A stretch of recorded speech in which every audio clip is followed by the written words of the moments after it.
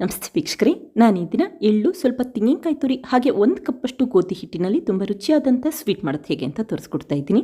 ಮಕ್ಕಳಿಗೆ ಸಂಜೆ ಟೈಮ್ ತಿನ್ನಲಿಕ್ಕೆ ಈ ರೀತಿ ಸ್ವೀಟ್ ಮಾಡಿಕೊಡಿ, ಖಂಡಿತ ಇಷ್ಟಪಡ್ತಾರೆ ಮತ್ತೆ ಕೇಳ್ತಾ ಇರ್ತಾರೆ. ಹಾಗೆ ನೀವು ಲಂಚ್ ಬಾಕ್ಸಿಗಾದರೂ ಈ ಸ್ವೀಟ್ನ ಕೊಟ್ಟು ಕಳಿಸ್ಬಹುದು.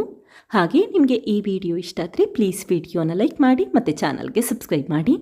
ಈಗ ಸ್ವೀಟ್ ಮಾಡೋದು ಹೇಗೆ ಅಂತ ನೋಡ್ಕೊಳ್ಳೋಣ ಬನ್ನಿ. ಮೊದಲಿಗೆ 4 ಹಲಸಿನ ಹಣ್ಣನ್ನು ತೆಗೆದಿಟ್ಕೊಂಡಿದ್ದೀನಿ. ಹಲಸಿನ ಹಣ್ಣಿನ ಸೀಸನ್ ಆದ್ದರಿಂದ ಈ ರೀತಿ ಈ ಹಣ್ಣನ್ನು ಉಪಯೋಗಿಸ್ಕೊಂಡಿದ್ದೀನಿ. ಬೇಡ ಅಂತಂದರೆ ನೀವಿಲ್ಲಿ ಒಂದು ಪಚ್ಚಬಾಳೆಯನ್ನು ಉಪಯೋಗಿಸಬಹುದು ಅಥವಾ ಒಂದು ಮಾವಿನ ಹಣ್ಣನ್ನು ಕೂಡ ಉಪಯೋಗಿಸಬಹುದು. ಈಗ ಬೀಜ ತೆಗೆದಿಟ್ಕೊಂಡು ನೀಟಾಗಿ ಕ್ಲೀನ್ ಮಾಡಿಟ್ಕೊಂಡಿದ್ದೀನಿ. ನಂತರ ಒಂದು ಮಿಕ್ಸಿ ಜಾರ್ಗೆ ಹಾಕಿದರೆ ಅರ್ಧ ಕಪ್ಪಷ್ಟು ಸಕ್ಕರೆ ಹಾಕ್ಕೊಳ್ತಾ ಇದ್ದೀನಿ. ನಾನಿಲ್ಲಿ ಆರ್ಗ್ಯಾನಿಕ್ ಸಕ್ಕರೆ ಉಪಯೋಗಿಸಿರೋದ್ರಿಂದ ಈ ಬಣ್ಣ ಇದೆ, ನೀವು ಬಿಳಿ ಬಣ್ಣದ ಸಕ್ಕರೆ ಕೂಡ ಉಪಯೋಗಿಸಬಹುದು. ನಂತರ 2 ಟೇಬಲ್ ಸ್ಪೂನಷ್ಟು ತಣ್ಣೀರನ್ನು ಹಾಕಿ ಲಿಡ್ ಕ್ಲೋಸ್ ಮಾಡಿ ನುಣ್ಣಗೆ ಪೇಸ್ಟ್ ಮಾಡಿಟ್ಕೊಳ್ಳಿ. ನೋಡಿ, ಹಲಸಿನ ಹಣ್ಣು ನುಣ್ಣಗಾಗಬೇಕು ಮತ್ತು ಸಕ್ಕರೆ ಕೂಡ ನುಣ್ಣಗಾಗಬೇಕು, ಅಲ್ಲಿವರೆಗೂ ರುಬ್ಬಿಟ್ಕೊಳ್ಳಿ ಇಷ್ಟೇ. ಈಗ ಈ ರುಬ್ಬಿರುವಂಥ ಪೇಸ್ಟ್ನ ಒಂದು ಅಳತೆ ಕಪ್ಗೆ ಎತ್ತಿಟ್ಕೊಳ್ತಾ ಇದ್ದೀನಿ. ಒಟ್ಟು ನಾನಿಲ್ಲಿ 1 ಕಪ್ಪಷ್ಟು ಹಲಸಿನ ಹಣ್ಣು ಮತ್ತು ಸಕ್ಕರೆ ಪೇಸ್ಟ್ನ ಈ ರೀತಿ ಒಂದು ಬೌಲ್ಗೆ ಎತ್ತಿಟ್ಕೊಳ್ತಾ ಇದ್ದೀನಿ. ಈಗ ಇದೇ ಕಪ್ಪಲ್ಲಿ 1 ಕಪ್ಪಷ್ಟು ಗೋಧಿ ಹಿಟ್ಟು ಉಪಯೋಗಿಸಿದ್ರೆ ಸಾಕು, ಸ್ವೀಟ್ ಮಾಡ್ಕೋಬಹುದು. ಮೊದಲು ನಾನಿಲ್ಲಿ ಈ ಮಿಶ್ರಣಕ್ಕೆ 4 ಟೇಬಲ್ ಸ್ಪೂನಷ್ಟು ಕರಗಿಸಿರುವಂಥ ತುಪ್ಪ ಹಾಕ್ಕೊಳ್ತಾ ಇದ್ದೀನಿ. ನೀವು ತುಪ್ಪ ಬೇಡ ಅಂತಂದರೆ ಸೂರ್ಯಕಾಂತಿ ಎಣ್ಣೆ ಉಪಯೋಗಿಸ್ಕೊಳ್ಳಿ ಅಥವಾ ಮನೆಯಲ್ಲಿ ಅಡುಗೆಗೆ ಯಾವ ಎಣ್ಣೆ ಉಪಯೋಗಿಸ್ತೀರಾ ಆ ಎಣ್ಣೆನೇ ಉಪಯೋಗಿಸಬಹುದು.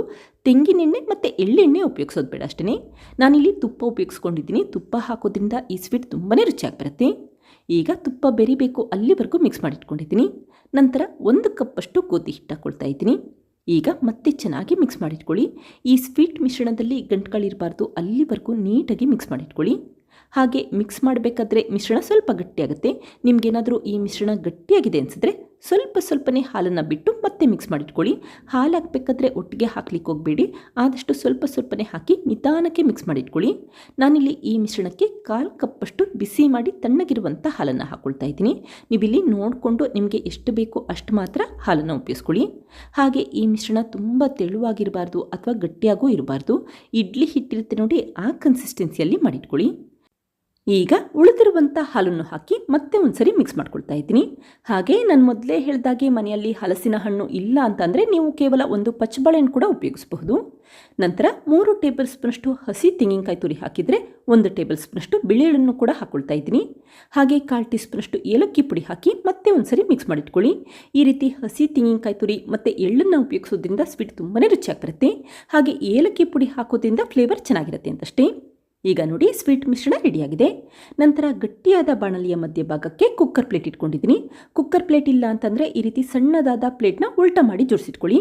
ನಂತರ ಲಿಡ್ ಕ್ಲೋಸ್ ಮಾಡಿ 5 ನಿಮಿಷ ಉರಿನ ಮೀಡಿಯಂ ಫ್ಲೇಮ್ಗಿನ ಸ್ವಲ್ಪ ಕಡಿಮೆ ಇಟ್ಕೊಂಡು ಬಿಸಿ ಮಾಡಲಿಕ್ಕೆ ಹಾಗೆ ಇಟ್ಬಿಡಿ. ಈಗ 5 ಬಟ್ಲುಗಳಿಗೆ ಸ್ವಲ್ಪ ತುಪ್ಪ ಹಾಕಿ ನೀಟಾಗಿ ಸ್ಪ್ರೆಡ್ ಮಾಡ್ಕೊಳ್ತಾ ಇದ್ದೀನಿ. ಆವಾಗ ಸ್ವೀಟ್ ಅಂಟೋದಿಲ್ಲ ಅಂತಷ್ಟೇ. ಈಗ ಮಾಡಿಟ್ಟಂಥ ಈ ಸ್ವೀಟ್ ಮಿಶ್ರಣಕ್ಕೆ 1/4 ಟೀ ಸ್ಪೂನಷ್ಟು ಅಡುಗೆ ಸೋಡಾ ಹಾಗೆ 1 ಟೀ ಸ್ಪೂನಷ್ಟು ಬೇಕಿಂಗ್ ಪೌಡರ್ ಹಾಕಿ ಜರಡಿ ಮಾಡ್ಕೊಳ್ತಾ ಇದ್ದೀನಿ. ಅಕಸ್ಮಾತ್ ಮನೆಯಲ್ಲಿ ಬೇಕಿಂಗ್ ಪೌಡರ್ ಇಲ್ಲ ಅಂತಂದರೆ ತೊಂದರೆ ಇಲ್ಲ, ನೀವು ಅರ್ಧ ಟೀ ಸ್ಪೂನಷ್ಟು ಅಡುಗೆ ಸೋಡಾ ಕೂಡ ಉಪಯೋಗಿಸಬಹುದು. ಈಗ ನೋಡಿ, ನೀಟಾಗಿ ಜರಡಿ ಮಾಡ್ಕೊಂಡಿದ್ದೀನಿ. ಆವಾಗ ಸೋಡಾದಲ್ಲಿ ಸಣ್ಣ ಪುಟ್ಟ ಗಂಟುಗಳಿದ್ರೆ ಅದೆಲ್ಲ ಹೊರಟೋಗುತ್ತೆ. ನಂತರ ಮತ್ತೆ ಒಂದ್ಸರಿ ಚೆನ್ನಾಗಿ ಮಿಕ್ಸ್ ಮಾಡಿಟ್ಕೊಳ್ಳಿ. ಈಗ ಸ್ವೀಟ್ ಮಿಶ್ರಣ ರೆಡಿಯಾಗಿದೆ. ತಕ್ಷಣವೇ ಬಟ್ಲುಗಳಿಗೆ ಹಾಕ್ಕೊಳ್ತಾ ಇದ್ದೀನಿ. ಈ ಸ್ವೀಟ್ ಮಿಶ್ರಣನ ಬಟ್ಲು ತುಂಬ ಹಾಕ್ಲಿಕ್ಕೆ ಹೋಗಬೇಡಿ, ಈ ರೀತಿ ಕೇವಲ ಅರ್ಧ ಭಾಗದಷ್ಟೇ ಹಾಕ್ಕೊಳ್ಳಿ. ಈ ರೀತಿ ಸ್ವಲ್ಪ ಅಷ್ಟೇ ಹಾಕೋದ್ರಿಂದ ಈ ಸ್ವೀಟ್ ಮಿಶ್ರಣ ಚೆನ್ನಾಗಿ ಉಬ್ಬಿ ಬರುತ್ತೆ ಮತ್ತು ತುಂಬಾ ಸಾಫ್ಟಾಗಿರುತ್ತೆ ಅಂತಷ್ಟೇ. ಕೊನೆಯದಾಗಿ ಸ್ವಲ್ಪ ತುರಿದಿರುವಂಥ ತೆಂಗಿನಕಾಯಿ ಹಾಗೆ ಬಿಳಿ ಎಳ್ಳಿಂದ ಡೆಕೋರೇಟ್ ಮಾಡ್ಕೊಳ್ತಾ ಇದ್ದೀನಿ. ಈ ಸಮಯದಲ್ಲಿ ತೆಂಗಿನಕಾಯಿ ತುರಿ ಮತ್ತು ಬಿಳಿ ಎಳ್ಳನ್ನು ಉಪಯೋಗಿಸೋದು ಆಪ್ಷನಲ್. ಸ್ವೀಟ್ ನೋಡಲಿಕ್ಕೆ ಇನ್ನೂ ಚೆನ್ನಾಗಿ ಕಾಣುತ್ತೆ ಮತ್ತು ಇನ್ನೂ ರುಚಿಯಾಗಿರುತ್ತೆ ಅಂತಷ್ಟೇ ಉಪಯೋಗಿಸ್ಕೊಂಡಿದ್ದೀನಿ. ಈಗ ಬಾಣಲಿ ಬಿಸಿಯಾಗಿದೆ. ಬಾಣಲಿ ಚೆನ್ನಾಗಿ ಬಿಸಿಯಾದ ನಂತರ ನಿಧಾನಕ್ಕೆ ಬಟ್ಲುಗಳನ್ನ ಜೋಡಿಸಿಟ್ಕೊಳ್ಳಿ. ಹಾಗೆ ಲಿಡ್ ಕ್ಲೋಸ್ ಮಾಡಿ ಉರಿನ ಮೀಡಿಯಂ ಫ್ಲೇಮ್ಗಿನ ಸ್ವಲ್ಪ ಕಡಿಮೆ ಅಥವಾ ಲೋ ಫ್ಲೇಮಲ್ಲಿ ಇಟ್ಕೊಂಡು 20 ರಿಂದ 25 ನಿಮಿಷ ಬೇಲಿಕಿಟ್ಕೊಳ್ಳಿ. ಈಗ ನೋಡಿ, 20 ನಿಮಿಷ ಆಗಿದೆ. ಈ ರೀತಿ ಒಂದು ಸಣ್ಣ ಕಡ್ಡಿ ಹಾಕಿದ್ರೆ ಸ್ವೀಟ್ ಅಂಟ್ತಾ ಇಲ್ಲ ಅಂತಂದರೆ ಚೆನ್ನಾಗಿ ಬೆಂದಿದೆ ಅಂತ ಅರ್ಥ. ತಕ್ಷಣವೇ ನೀವು ಬಟ್ಲುಗಳನ್ನ ನಿಧಾನಕ್ಕೆ ಹೊರಗಡೆ ಎತ್ತಿಟ್ಕೋಬಹುದು. ಅಕಸ್ಮಾತ್ ಏನಾದರೂ ಈ ಸ್ವೀಟ್ ಇನ್ನೂ ಟೂತ್ ಪಿಕ್ ಅಥವಾ ಸಣ್ಣ ಕಡ್ಡಿಗೆ ಅಂಟ್ಕೊಳ್ತಾ ಇದೆ ಅನಿಸಿದ್ರೆ ಮತ್ತೆ ಲಿಡ್ ಕ್ಲೋಸ್ ಮಾಡಿ ಒಂದು 5 ನಿಮಿಷ ಸಣ್ಣ ಉರಿಯಲ್ಲಿಟ್ಟು ಬೇಲಿಕಿಟ್ಕೊಳ್ಳಿ. ಈಗ ಈ ಸ್ವೀಟ್ನ ತಣ್ಣಗಾಗಲಿಕ್ಕೆ ಹಾಗೆ ಇಟ್ಟಿದ್ದೀನಿ. ಸ್ವೀಟ್ ಚೆನ್ನಾಗಿ ತಣ್ಣಗಾದ ನಂತರ ನಿಧಾನಕ್ಕೆ ಚಾಕುವಲ್ಲಿ ಎಡ್ಜಸ್ನ ಬಿಡಿಸಿಟ್ಕೊಳ್ಳಿ. ನೋಡಿ, ಎಷ್ಟು ಚೆನ್ನಾಗಿ ಬರ್ತಾ ಇದೆ ಅಂತ ಗೊತ್ತಾಗ್ತಾ ಇದೆ ಮತ್ತು ತುಂಬಾ ರುಚಿಯಾಗಿರುತ್ತೆ. ಕೇಕ್ ಇರುತ್ತಲ್ಲ, ಆ ರೀತಿ ಟೇಸ್ಟ್ ಇರೋದಿಲ್ಲ, ತುಂಬಾ ಡಿಫ್ರೆಂಟ್ ಆಗಿರುತ್ತೆ. ಎಳ್ಳು ಮತ್ತು ತೆಂಗಿನಕಾಯಿ ತುರಿ ಹಾಗೆ ಹಲಸಿನ ಹಣ್ಣಿನ ಫ್ಲೇವರ್ ತುಂಬ ಚೆನ್ನಾಗಿ ಬರ್ತಾ ಇರುತ್ತೆ. ಹಾಗೆ ಈ ಸ್ವೀಟ್ನ ನೀವು ಗೋಧಿ ಹಿಟ್ಟಿನಲ್ಲಿ ಮಾಡಿರೋದು ಅಂತ ಖಂಡಿತ ಯಾರಿಗೂ ಗೊತ್ತಾಗೋದಿಲ್ಲ, ಅಷ್ಟು ರುಚಿಯಾಗಿರುತ್ತೆ. ಈಗ ನೋಡಿ, ಎಷ್ಟು ಸಾಫ್ಟಾಗಿ ಬಂದಿದೆ ಅಂತ ಗೊತ್ತಾಗ್ತಾ ಇದೆ. ನಂತರ ಈ ಮಾಡಿಟ್ಟಂಥ ಸ್ವೀಟ್ನ ಒಂದು ಪ್ಲೇಟ್ಗೆ ಜೋಡಿಸ್ಕೊಳ್ತಾ ಇದ್ದೀನಿ. ಹಾಗೆ ನೀವು ಈ ಸ್ವೀಟ್ನ ಸಣ್ಣ ಸಣ್ಣ ಪೀಸ್ಗಳಾಗಿ ಕಟ್ ಮಾಡಿಕೊಂಡು ಸ್ಟೋರ್ ಮಾಡಿ ಕೂಡ ಇಡಬಹುದು. ಹೊರಗಡೆ ಇಡೋದಾದರೆ 3ರಿಂದ 4 ದಿನದ ತನಕ ಸ್ಟೋರ್ ಮಾಡ್ಕೋಬಹುದು. ಫ್ರಿಜ್ಜಲ್ಲಾದರೆ 1 ವಾರದ ತನಕ ಸ್ಟೋರ್ ಮಾಡ್ಕೋಬಹುದು.